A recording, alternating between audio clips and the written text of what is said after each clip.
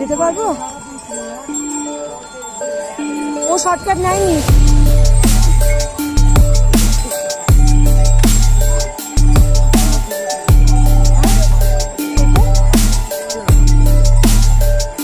ঠিক আছে তো?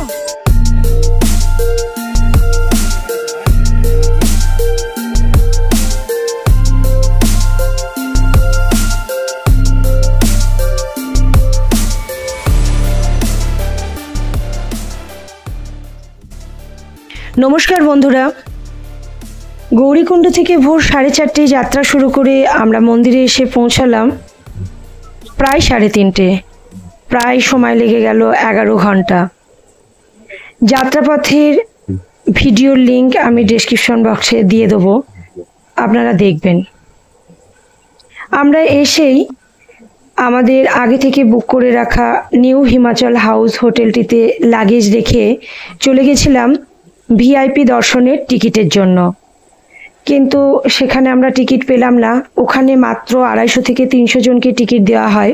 আমরা লাইনের অনেকটা পিছনে ছিলাম, সেই জন্য টিকিট না পেয়ে আমরা আবার মন্দির চত্বরে চলে এসেছি।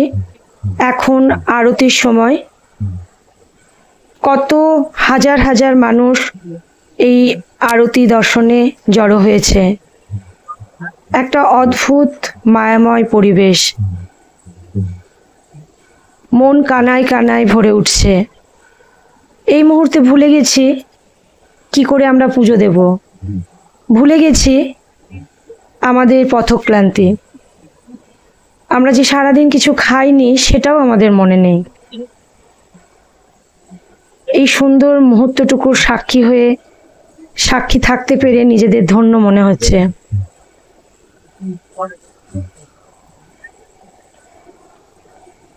আমরা যে হোটেলটিতে উঠেছি সেটি মন্দিরের একেবারে কাছে। নিউ হিমাচল হাউসের সমস্ত ডিটেলস আমি ডেসক্রিপশন বক্সে দিয়ে দেব।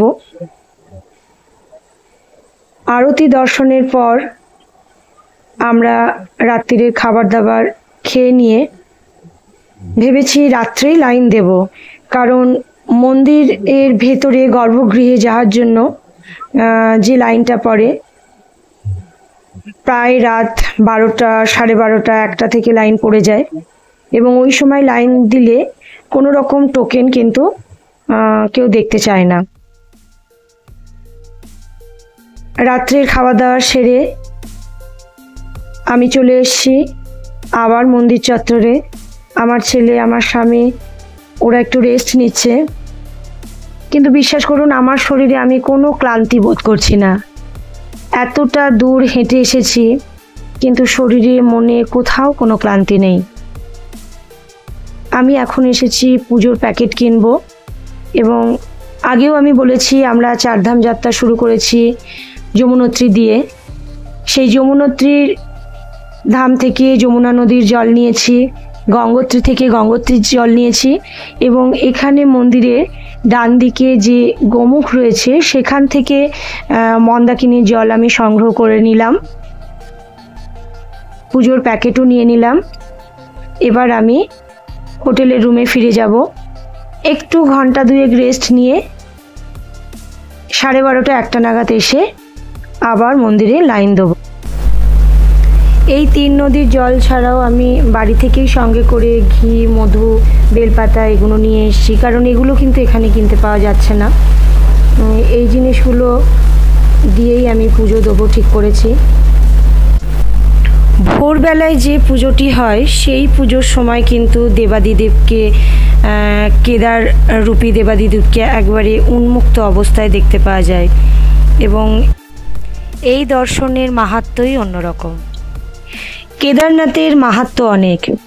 কেদারনাথ শুধুমাত্র পঞ্চকেদারের এক তাই নয়, ভারতে ছড়িয়ে থাকা 12টি জ্যোতির্লিঙ্গের অন্যতম হচ্ছে এই কেদারনাথ, যেখানে দেবাদিদেব স্বয়ংভূ, স্বয়ং প্রকটিত। তাই প্রতিষ্ঠার কথাই ওঠে না। তবে কিংবদন্তি আছে, বছর আগে পাণ্ডবগণ জ্ঞাতি হত্যার পাপ থেকে মুক্ত হতে শিবের সন্ধানে ঘুরে বেড়াচ্ছিলেন এবং এই স্থানেই ভীম মহিষরূপে মহাদেবের পাতাল প্রবেশের সময় তার পিঠ বা কোঁচ ধরে ফেলেন এই মন্দির তারাই নির্মাণ করেছেন। অবশ্য পরে অষ্টম শতকে আদিগুরু শঙ্করাচার্য এর পুনর্নির্মাণ করেছিলেন। আমরা লাইনে দাঁড়িয়ে পড়েছি। অনেকেই এখানে রাত্রিবেলায় শুয়েও পড়েন এই লাইনের মধ্যেই, কারণ ভোর হওয়ার সাথে সাথে মন্দির খুললে, পুজো হলে ঘণ্টাখানেকের মধ্যেই কিন্তু পুজো দেওয়া হয়ে যাবে। আমাদের পুজো দেওয়া হয়ে গেছে, খুব সুন্দর পুজো হয়েছে। এবার আমরা মন্দিরের পেছনের দিকে ভীমশিলা দর্শন করলাম। ভীমশিলা অর্থাৎ যেটি 2013 সালের বিপর্যয়ের হাত থেকে মন্দিরটিকে রক্ষা করেছিল। এখন আমরা যাচ্ছি আদিগুরু শঙ্করাচার্যর মন্দির দর্শনে।